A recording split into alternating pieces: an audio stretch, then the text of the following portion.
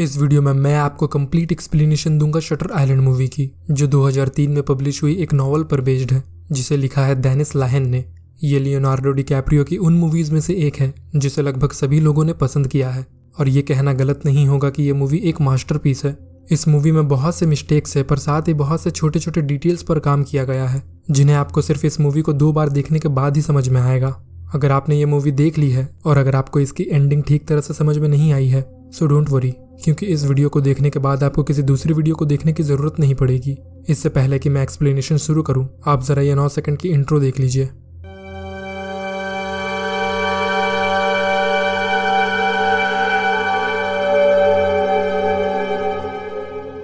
सो ये बात है यूएस के बॉस्टन हार्बर आइलैंड की, सन 1954। मूवी की ओपनिंग सीन में हम समुद्र में एक फेरी बोट को जाते हुए दिखते हैं, जिसमें टेडी डैनियल्स या कह लीजिए एडवर्ड डैनियल्स को सफर के दौरान बहुत उल्टियां हो रही थी, और उसके साथ उसका नया पार्टनर चक भी था। चक के पूछने पर टेडी उसे अपनी वाइफ डोलोरस के बारे में बताता है, जो उनके अपार्टमेंट में आग लगने से मर गई थी। थोड़ी देर बाद वो फेडरल मेंटल हॉस्पिटल तक पहुंच जाते हैं, जो कि शटर आइलैंड पर होता है। फेरी का कैप्टन उन्हें जल्दी उतरने को कहता है, क्योंकि वहां तूफान आने वाला था। टेडी और चक वहां डिप्यूटी वार्डन मैकपर्सन से मिलते हैं, जो उन्हें हॉस्पिटल तक ले जाने के लिए आया था। मेन गेट पर मैकपर्सन उन्हें बताता है कि ward A building male patients के लिए है, ward B building female patients के लिए, और वार्ड सी बिल्डिंग यहाँ के सबसे खतरनाक पेशेंट्स के लिए है। फिर वो अंदर आकर डॉक्टर कॉली से मिलते हैं, जो उन्हें रेचल सोलांडो के बारे में बताते हैं, जो पिछली रात भाग गई थी, और इसी वजह से टेडी और चक इस केस को इन्वेस्टिगेट करने के लिए यहाँ आए थे।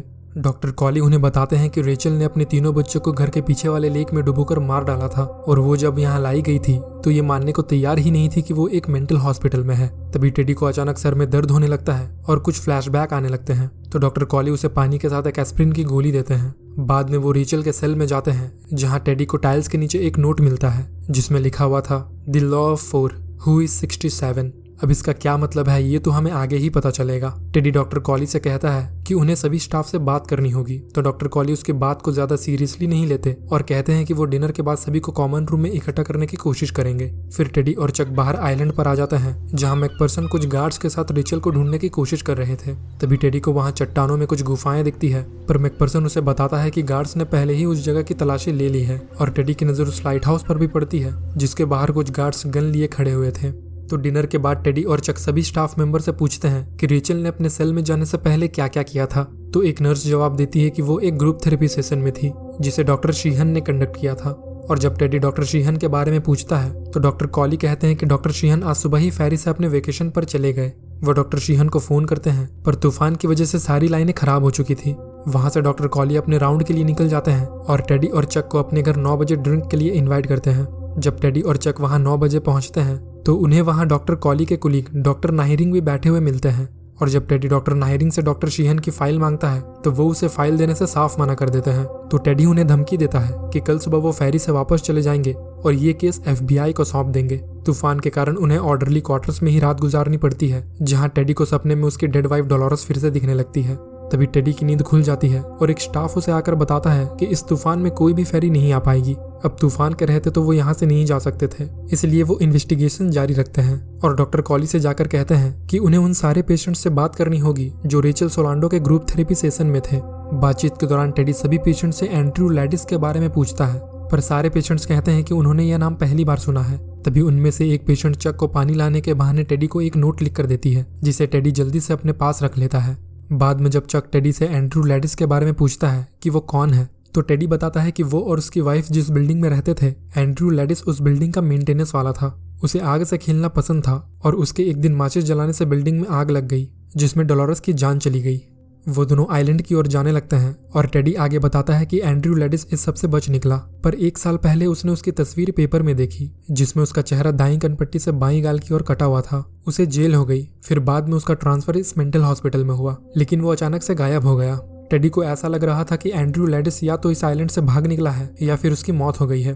तभी चक टेडी से पूछता है कि उस आखिरी पेशेंट ने उससे क्या कहा जब वो पानी लाने गया था। तो टेडी उसे वो नोट निकाल कर दिखाता है, जिसमें लिखा हुआ था रन। अचानक से तूफान बहुत ही तेज हो जाती है, तो वो उस सेमेटरी के पीछे एक पुराने से घर के अंदर चले जाते हैं, टेडी कहता है कि जब एंड्रयू लैडिस गायब हुआ तो उसने इस मेंटल हॉस्पिटल के बारे में थोड़ी छानबीन की और तब उसे पता चला कि यहाँ पेशेंट्स के ऊपर नाजी एक्सपेरिमेंट्स और रिसर्च होते हैं जिसे उन्होंने जर्मन से सीखा है। साथ ही टेडी चक को ये भी बताता है कि उसे एक लड़का मिला था जिसका नाम जॉर्ज नॉइस है। वो पहले यहाँ एक पेशेंट हुआ करता था। जॉर्ज नॉइस एक कॉलेज का लड़का था। उसे ड्रैगन्स दिखते थे और उसने अपने ही प्रोफेसर को मारने की कोशिश की थी, इसलिए उसे यहाँ भेज दिया गया था, वो भी वार्ड सी में।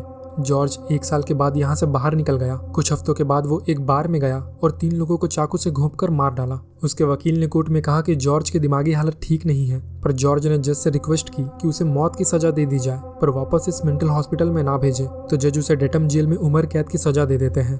तभी चक इन सारी बातों में से एक चीज नोटिस करते हुए टेडी से कहता है कि ये एक कोइंसिडेंस नहीं हो सकता कि जब उसने इस शटर आइलैंड के बारे में पूछताछ शुरू की तभी उसे एक टेलीग्राम आया रेचल सोलांडो के मिसिंग केस को इन्वेस्टिगेट करने के लिए। तो ऐसा भी हो सकता है कि वो लोग खुद उसे यहाँ लाना चाहते हो ताकि वो उसे भी गायब कर सके, क्योंकि टेडी इस हॉस्पिटल के बारे में कुछ ज्यादा ही इंक्वायरी कर रहा था। हॉस्पिटल पहुंचने पर एक ऑर्डरली टेडी और चक को स्टाफ की यूनिफॉर्म देता है और कहता है कि उनके कपड़े सूखने में 1 से 2 दिन लग जाएंगे, तो उन्हें यही यूनिफॉर्म पहनना पड़ेगा।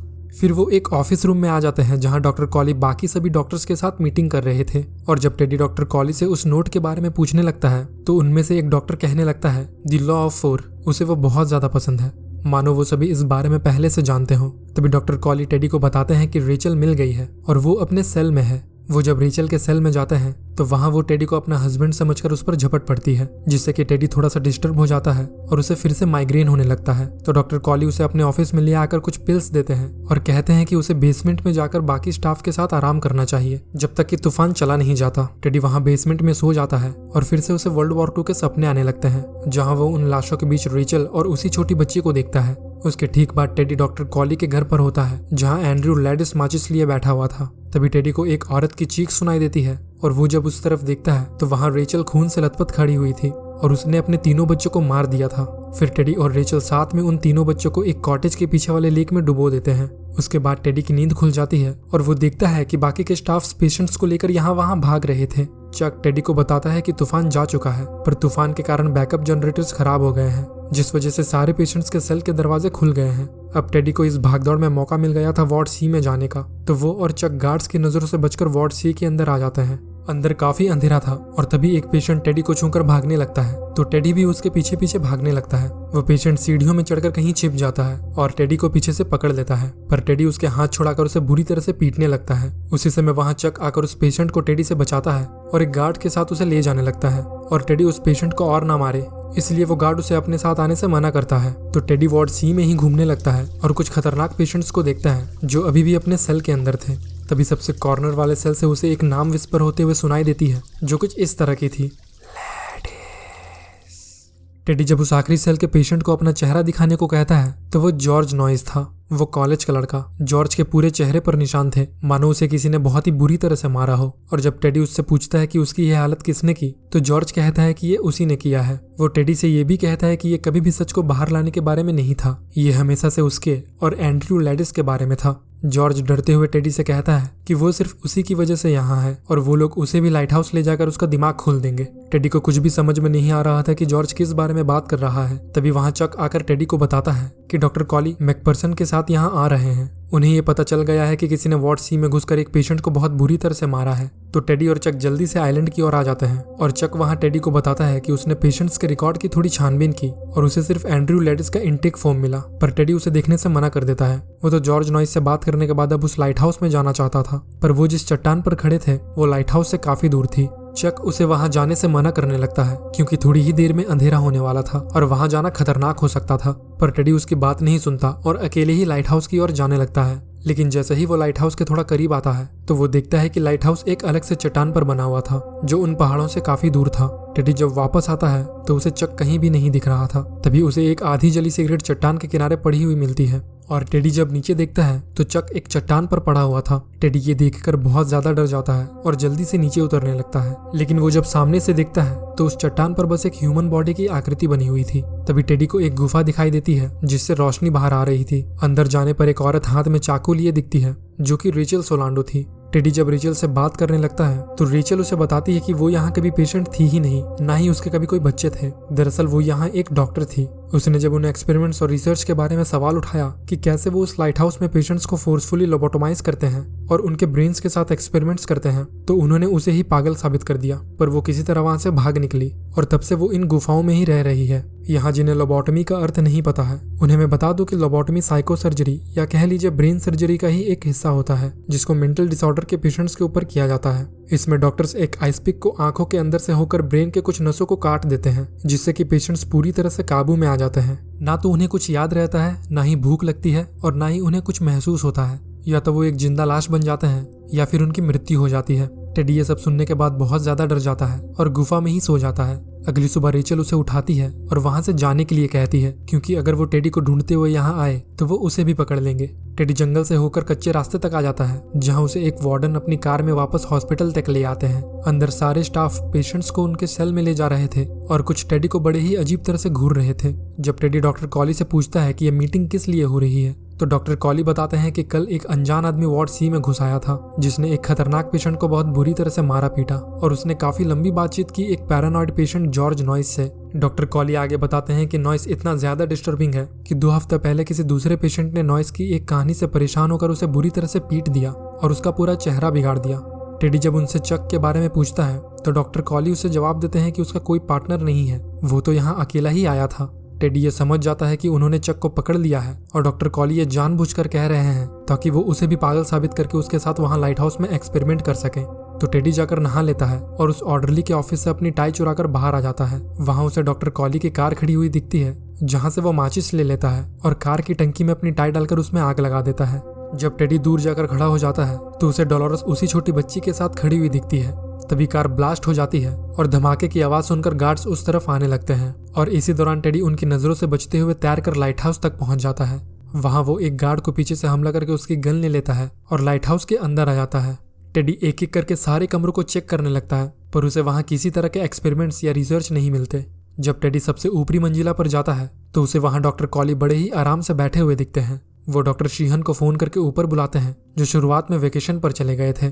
टेडी डॉक्टर कॉली से कहता है कि उसे उन गुफाओं में डॉक्टर रेचल सोलांडो मिली थी और उसने उसे सब कुछ बता दिया है। तो डॉक्टर कॉली कहते हैं कि ये सब सच नहीं है, ये बस उसका डिल्यूजन है। वो एक यूएस मार्शल था और उसने वर्ल्ड वॉर 2 में जंग भी लड़ी, पर पिछले 2 सालों से वो यहाँ इस आइलैंड पर है, वो भी एक मरीज के तौर पर। अब मैं जानता हूँ कि आप लोग भी टेडी की तरह बहुत कंफ्यूज हो गए होंगे, पर आगे देखते रहिए, सब कुछ क्लियर हो जाएगा। जब टेडी इस बात पर बिलीव नहीं करता तो डॉक्टर कॉली उसे बोर्ड पर 4 नामों को दिखाते हैं और कहते हैं कि एडवर्ड डैनियल्स में वही 13 अक्षर है जो एंड्रयू लैडिस में है, वैसे ही जैसे रेचल सोलांडो और डोलोरेस चनाल, और यही है उसका द लॉ ऑफ 4। दरअसल ये एनाग्राम्स है। टेडी या कह लीजिए एडवर्ड डैनियल्स का असली नाम एंड्रयू लैडिस है और शटर आइलैंड का 67वां मरीज और कोई नहीं बल्कि वो खुद है।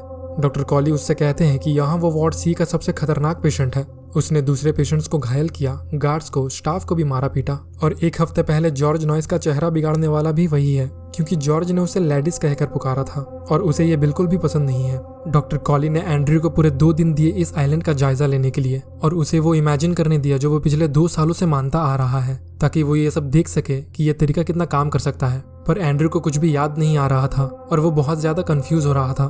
तो डॉक्टर कॉली उससे कहते हैं कि हॉस्पिटल के बोर्ड ने ये डिसाइड किया है कि अगर वो एंड्रयू को उसके पागलपन से अभी इसी समय बाहर नहीं निकालते हैं तो वो उसे लोबोटोमाइज कर देंगे, यानी कि उसे हमेशा के लिए आज्ञाकारी बना देंगे ताकि वो और किसी को भी चोट न पहुंचा सके। लेकिन अभी भी एंड्रयू डॉक्टर कॉली की किसी बात का विश्वास नहीं कर रहा था। तभी वहां चक आ जाता है, जो कि असल में डॉक्टर शीहन थे। चक तो वो एंड्रयू के लिए बने हुए थे। वो कोई वेकेशन पर नहीं गए थे, बल्कि हमेशा से एंड्रयू के साथ ही थे। दरअसल किसी को एंड्रयू की सुरक्षा के लिए हमेशा उसके साथ रहना था और डॉक्टर शीहन ही पिछले 2 सालों से एंड्रयू के मुख्य साइकियाट्रिस्ट भी थे। डॉक्टर शीहन एंड्रयू को बताते हैं कि उसकी वाइफ डोलोरेस पूरी पागल और सुसाइडल थी और उसी ने एक दिन उनके अपार्टमेंट में आग लगा दी थी। एंड्रयू ये सब सुनने के बाद डॉक्टर शीहन को मारने की कोशिश करने लगता है। तभी डॉक्टर कॉली उसे कुछ फोटोज दिखाकर कहते हैं कि ये उसके बच्चे हैं, साइमन, हेनरी, और जिस छोटी बच्ची के सपने उसे बार बार आते हैं वो उसकी बेटी रेचल है। डोलोरेस ने उनके तीनों बच्चों को उनके कॉटेज के पीछे वाले लेक में डुबोकर मार डाला था।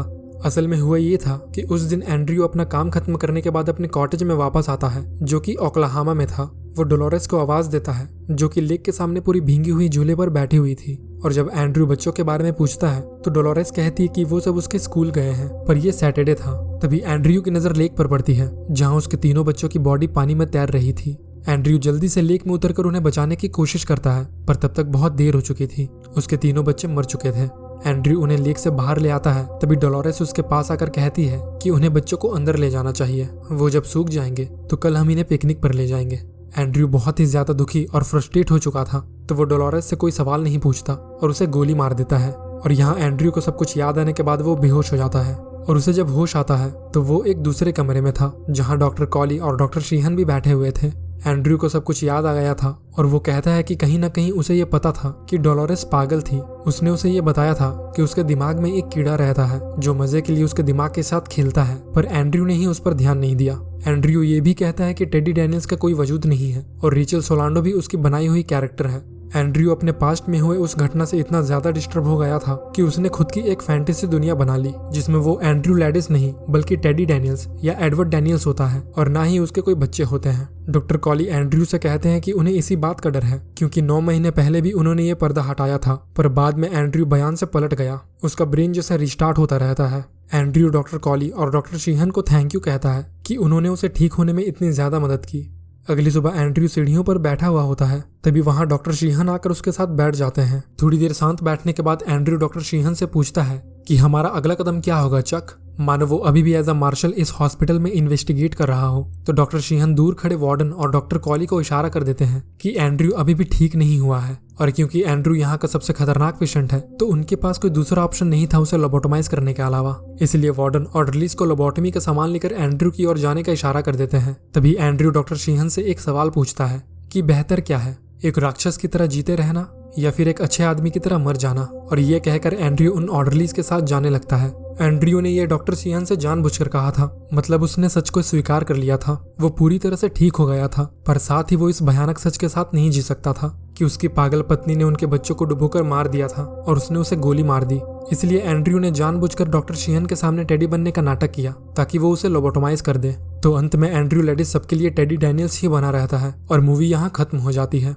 मैं आशा करता हूँ कि आपको ये वीडियो समझ में आई होगी और साथ ही पसंद भी आई होगी, पर फिर भी अगर आपके कोई सवाल हो तो आप मुझे कमेंट सेक्शन में पूछ सकते हैं। और इसके साथ आप मेरे चैनल में जाकर हॉरर मूवीज के एक्सप्लेनेशन वीडियोस भी देख सकते हैं।